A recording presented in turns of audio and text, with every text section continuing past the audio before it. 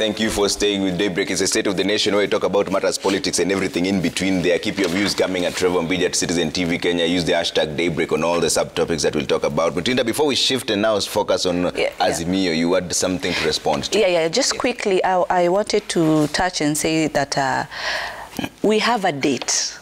It would, my colleague had mentioned that we actually don't have dates and all.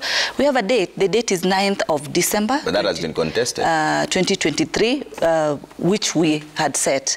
And yes, there has been request for these changes. But as far as the date issue was mentioned, we have a date. Okay, not yet changed. We still are having the date as 9th of December. At the same time, I wanted to say that with the leadership of great party leader, none other than William Samoei Ruto, we are the first party to hold our Women Congress within 1 year.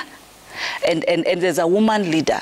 It's something that we are very proud and very happy because we have a platform to be able to focus and put our objectives and our resolutions that we were able to discuss as women, because the party led by the party leader is really championing on matters women. And as a woman leader, I'm really very proud of that. On the Halwale and the Senator Malala issue, of course, these two were candidates of a gubernatorial seat during the last previous election. So whatever issues they have, their own issues within their regions that they come from, but not party issues. Okay, all right. And Eddie, let's focus now on Azimio. Is there a simmering tension over Raila's support for Kalonzo in 2027, like is being said here on the Daily Nation? Yeah, I think just give me 30 seconds to conclude on the issue of UDA as I branch to that other issue of Azimio.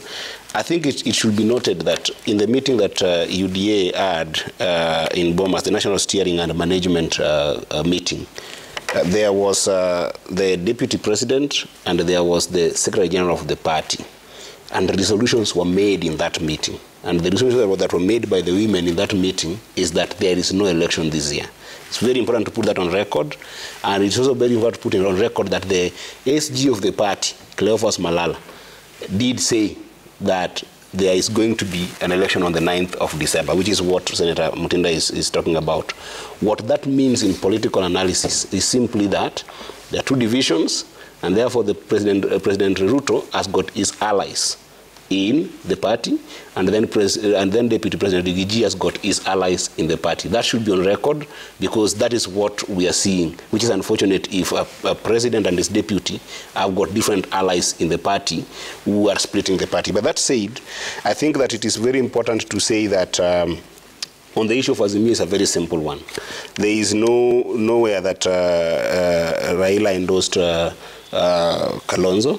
And I think that is very important, because this was a classical misquotation in media, because sometimes these journalistic conversations, spur debate and bring all this conversation. I can assure you that I have talked to my leader a number of times. I was in the event that my leaders were there, Honorable Raila Molo Odinga, as well as His Excellency Kalonzo Musyoka. And we are very clear as a coalition that we are not in the mood of 2027 election. There is nobody in the coalition, as far as I'm concerned, with all my leaders that are there, that are keen even on discussing 2027. What Raila Molo Odinga did, which was honorable and very statesman-like, was that Raila Molo Odinga praised, rightfully so, Honorable Kalonzo Musyoka for standing with him personally and also with us as a community. Because remember that this was a birthday party event, which was more a family event that was not a political event. And therefore, Raila purposed to indicate and to share with his family, as well as his broader family, political family in the region, that this is one man, Kalonzo Musyoka, is one man who is dependable, who is reliable, and who stands for what he believes in, unlike other people who we have seen having a chameleon-like character in politics, where they keep on changing. There was no endorsement, and I'm also telling you that in Azimio, we are not concerned about 2027 politics. We are concerned about the issues that are affecting Kenyans today, the issues of high cost of living, the issues of high cost of fuel that is affecting young people in the country, the issues that are going on bipartisan talks today that needs to be sorted out now. And as I finish, remember this was a classical response that Honorable Raila Odinga was trying to discourage the president from conversations about 2027, because this conversation came about when Ruto visited the region and then started talking about 2027 is going to vie against Kalonzo Musyoka and started framing the narrative and campaigning for 2027. So Raila was just saying that we are not in the mood of 2027. And in any case, him and Kalonzo are together. It was not an endorsement. Honorable Mbui, did Raila endorse Kalonzo or did he not? Yeah, let me also give my perspective. I was there. First and foremost, I want to agree with the senator that as Azimio, we are not concentrating on 2027 politics. Remember, Azimio is a coalition made up of many partners, and when that time comes, a decision will be made. But the real issue was that our party leader was responding to the party leader of UDA. When he came to that region, the same area in Bondo, and he said that the people of that region owe him because he supported our party leader in 2007. And that was a narrative. And so he said that because the UDA party leader said in 2027, because Baba will not be vying, maybe now it will just be me and Kalonzo. That is actually what Baba was responding to. So basically, I think the idea was, and he was very categorical. He said, according to him, he believes that Kalonzo is 10 times better. Those were his words, than William Samoei Ruto. And the people of Bondo had already said it to us. They said that this issue that they are supposedly having a debt of William Ruto is not true, because in 2013 they believe William Ruto and his team stole the election of Raila's. So that cancels any support that he had given Raila before. And in 2017 and 2022, they believe again that Ruto has been instrumental in stealing Raila's victory. So basically they are saying if anyone owes the other, it is Ruto who owes Raila. So they are saying there is no debt to pay. On the issue of my party leader, I do know that a time will come when that decision will be made. But clearly the party leader of Azimio showed his obviously believes in my party leader, and he actually said that they will be together. That is what he said. And he said we will stand together. So I think that is what was misconstrued to mean he's saying that he will stand behind him. What he said, what he meant was, in Swahili clearly, is that they will stand together going forward. Yusuf, what do you read into it? Because the two of them were there, and now they're saying they were misquoted. Well, I don't think Mr.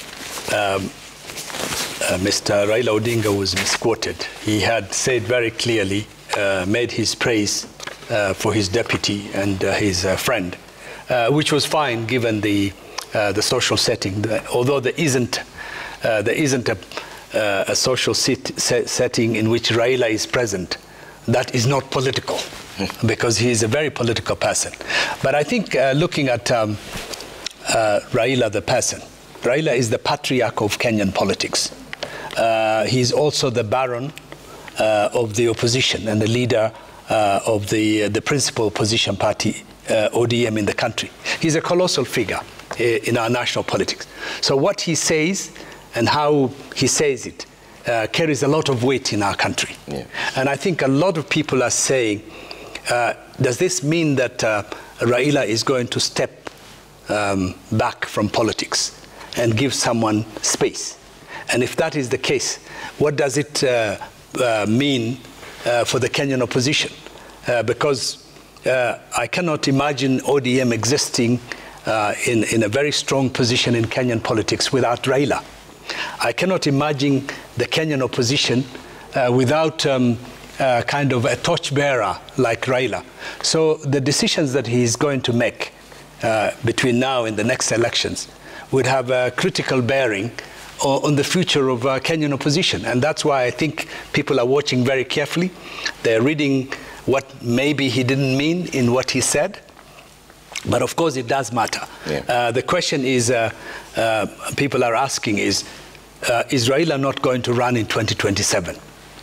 And if he is not going to run, is he going to endorse another person other than himself? And that other person closest to him seems to be Kalonzo Musyoka. So I would say that in one way, if the declaration was right, I think it would have damaged the Kenyan opposition, and it will open up a fight which Deputy Leader Kalonzo Musyoka is not ready for at the moment, which may not augur well for the Azimio alliance. Okay. But if, again, it is true that Raila is thinking of stepping down from politics come 2027, then obviously then it puts the whole opposition in limbo of what is it like to be contesting in the next elections without really the powerful figure of Raila Odinga being behind it. Okay. Mutinda, what do you read into it? Now the shoe is on the other foot. Are you seeing some tension and confusion in the Azimio team over this endorsement or lack of it thereof? Total confusion. Total. How do leaders witness and they are present in an event? A very colorful event. I mean, we're celebrating 80 years. It's great, and you really appreciate. More birthdays to Oburu. It's great. And Honorable Raila comes out and clearly endorses Mheshimiwa Kalonzo and his people, because that is not what they want, because of selfishness, you know, because of just wanting to be a one-man show and all that. Then because they don't want that, then they come out and object to that.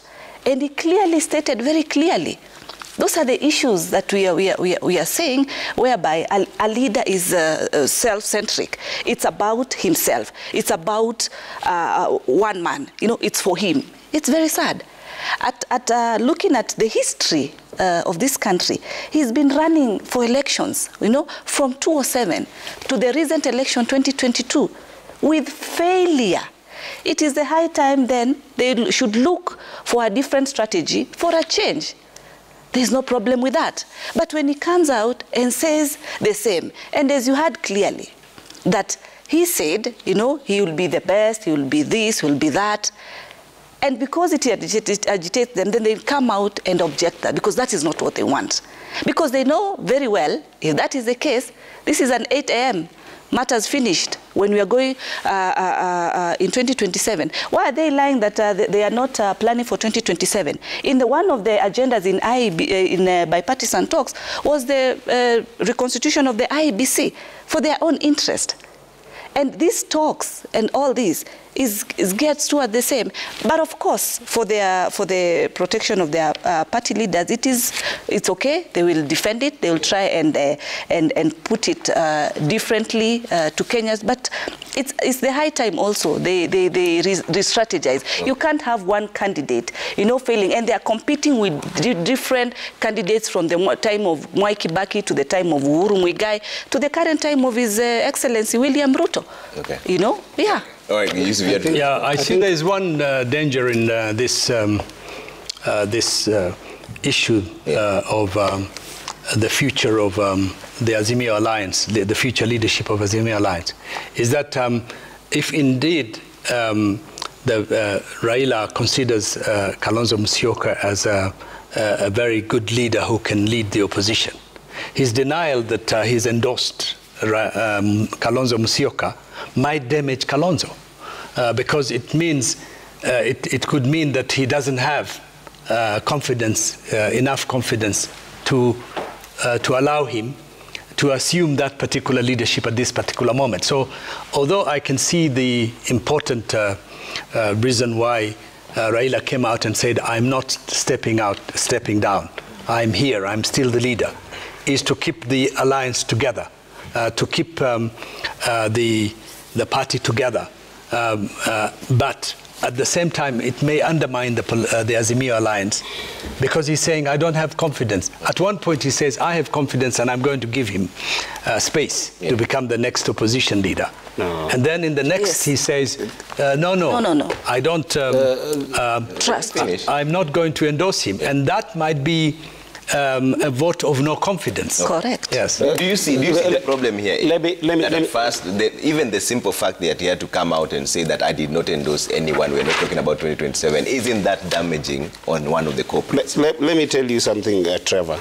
You see, I wish that sometimes when you're having this kind of conversations, you play the clip the same way you played for UDA. We can play it. Because Raila Odinga said very clearly, word to word, no, he said tutasimama na Kalonzo, but he said that with regards to 2027 election, any one of us in the coalition will stand. Yes, he said it. Mm. It's not something that, you know, when you come to the media and you just start creating things in your head and then you want to discuss, then it just means bad faith in politics, because he said it word by word that as a coalition in 2027, one of us will stand for the presidency. But he said that the person who was there called Kalonzo has shown a character of people who stand for what they believe in. He praised the character of Kalonzo, which is true. Kalonzo has been a man who has stood for what he believes in. If Kalonzo did not believe in values of democracy that today, actually, most of us enjoy here, you know, Senator Mutinda and I are in a house called the Senate, which people like Raila and Kalonzo stood firm and supported the current constitution that created devolution and created Senate. Okay. It's why we exist. Okay. And what I want to say, this narrative that you are seeing, this is the narrative of UDA, that they are keen to start bringing the issue of 2027 election on the table.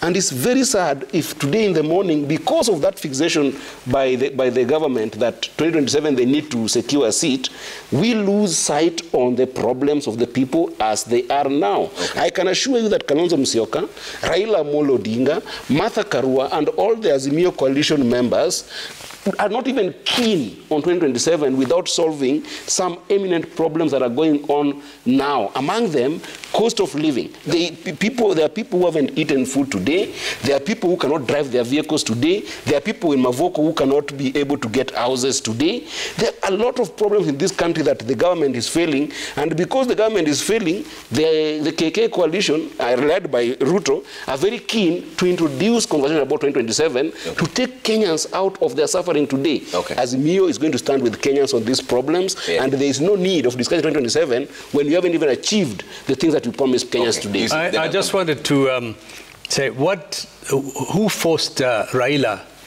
to change his mind and say... Exactly. On what? Raila did not talk about what you're talking about. Let him finish.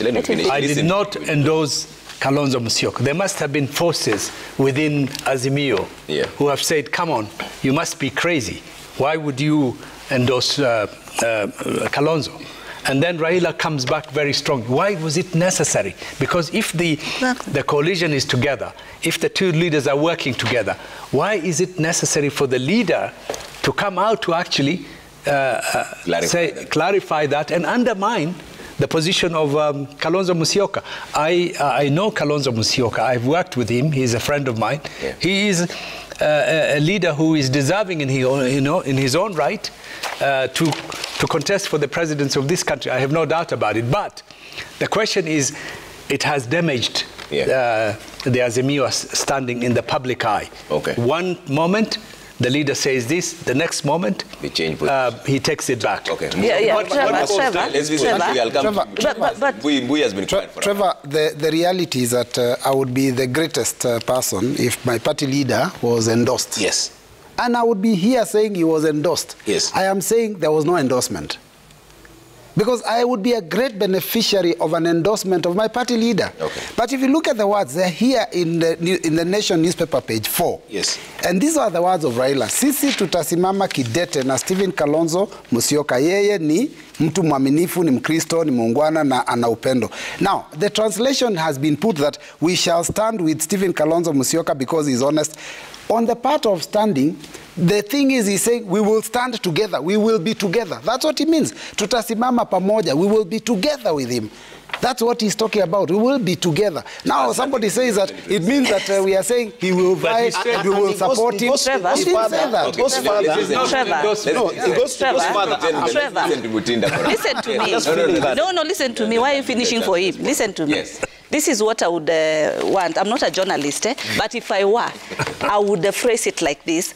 Azimio jitters on Kalonzo endorsement. That is what should be actually on the headline. Not what you're trying to put on UDA jitters, because the jitters that are actually there are Azimio, very clearly. And I want to agree that change of Raila's statement, saying that those are not the words that he said, it has killed Kalonzo. It is very sad. Having worked with him for all that period, that trust that they have said that they trust him, Kalonzo is this, he has actually finished him. You don't do that. You saw what Kalonzo had to go through in 2017. You know, having said, I will never, because I am mad, I will never make such a decision. I will never be with Raila. Then in the last minute again, they drag him to the same. A one-day event, you know, a one-day event, I will support Kalonzo. And then the next day, you come and change. You want to tell me so the newspapers took, or the media took the wrong information, because they're the ones who still brought out the same information. It is very sad. It is very sad, and that is where the jitters are. Okay. Eddie.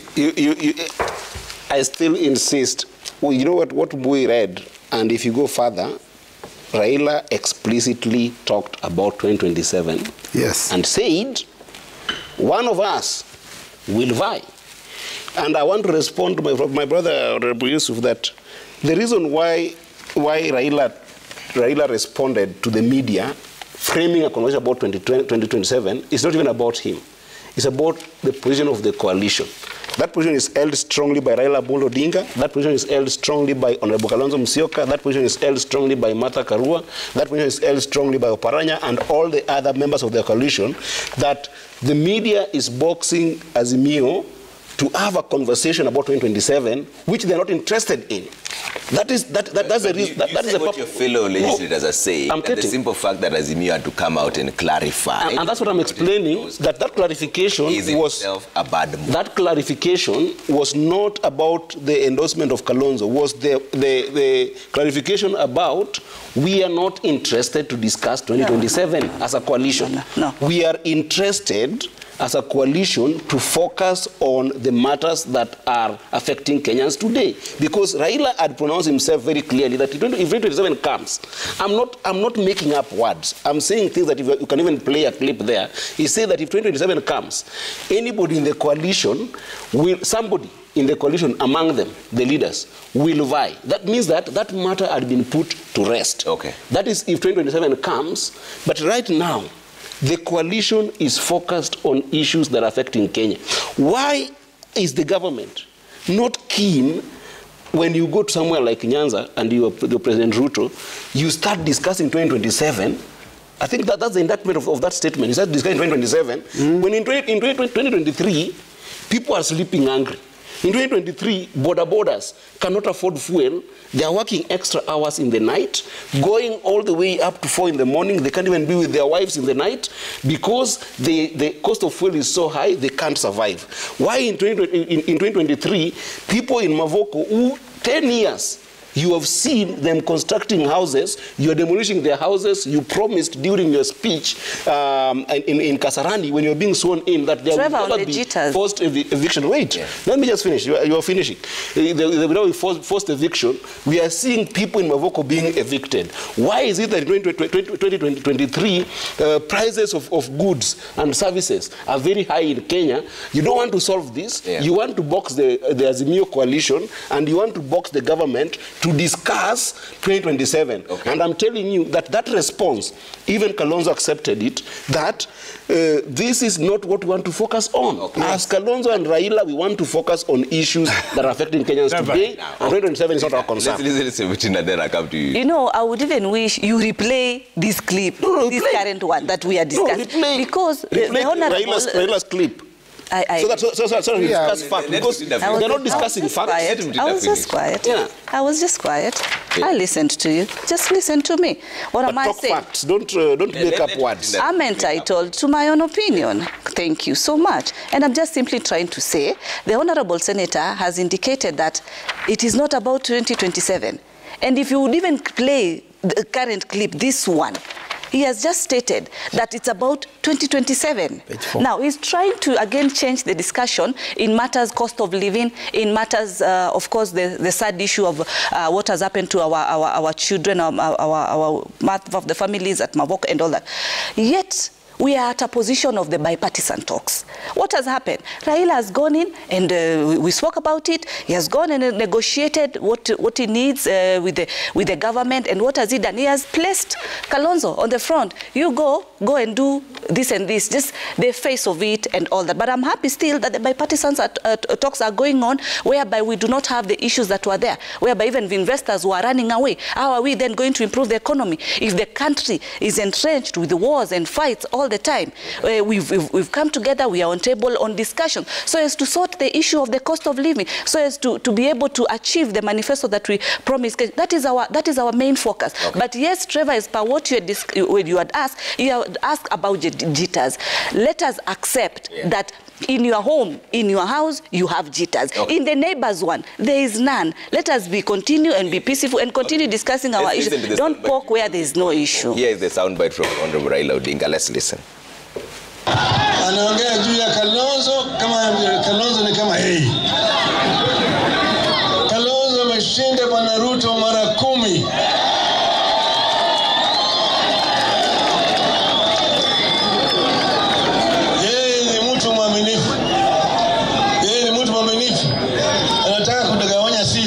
Baba na Kalonzo, sijui baba hatasimama, sijui nani hatasimama. Miongoni wetu hapa mtu atasimama. Sawa sawa? Yeye anafikiria ni mwerevu zaidi. Tunamwonyesha ati yeye hajui. Sawa sawa? Sisi tutasimama kidete na ndugu Kalonzo Musyoka. Yeye ni mtu mwaminifu. Thank you. Yes, I think... is there any more debate after that? No. Yeah, no, of course.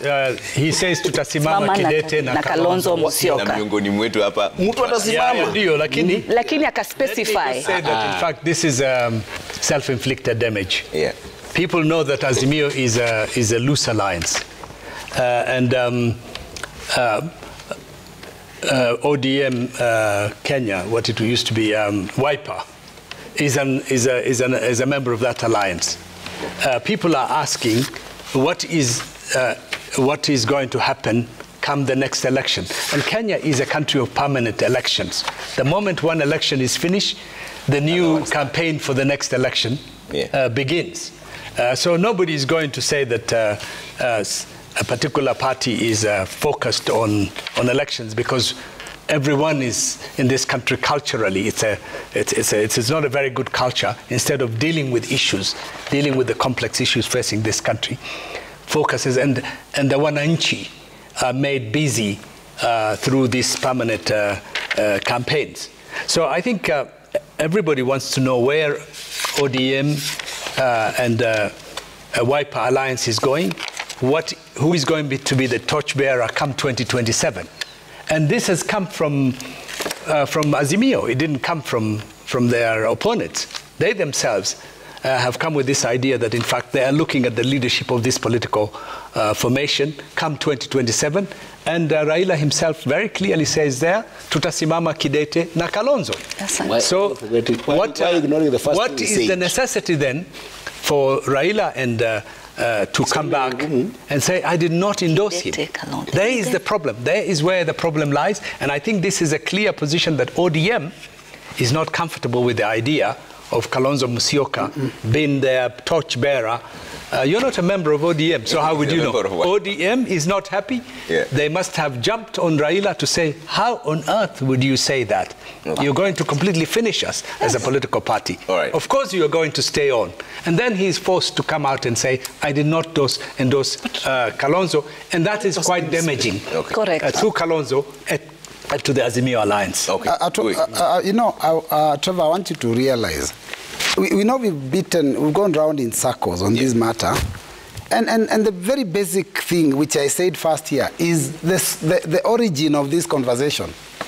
William Samoei Ruto went to Bondo and told the people that he is going to face off with Kalonzo. That's why the discussion of Kalonzo has gone round in circles. Yes. And our leader, Raila Amolo Odinga, said Kalonzo is 10 times better. But he said, who stand together with Kalonzo? There was nothing about endorsement. That was a birthday party. And like you said, Raila is a political animal. So anyone who hears anything from him, they have a right to interpret it the way they want. Okay. Now, the issue is this. If you want to interpret it like that he endorsed Kalonzo, we appreciate that. If you want to understand that he was talking about what Ruto had said earlier, it's also okay. But 2027 is too far. And that's, as my friend has said, you know, that one of the biggest problems we have as a country is to continuously politic on every small issue. Oh, what did Raila say? How did he look? What was his body language? Or was he smiling when he said that? Did he seem to believe it? You know, there's a lot of that goes on. Now, if you go and read what the statement that is supposed to have recanted his endorsement, you will notice that in that statement, everything he said that is positive about my party leader is repeated.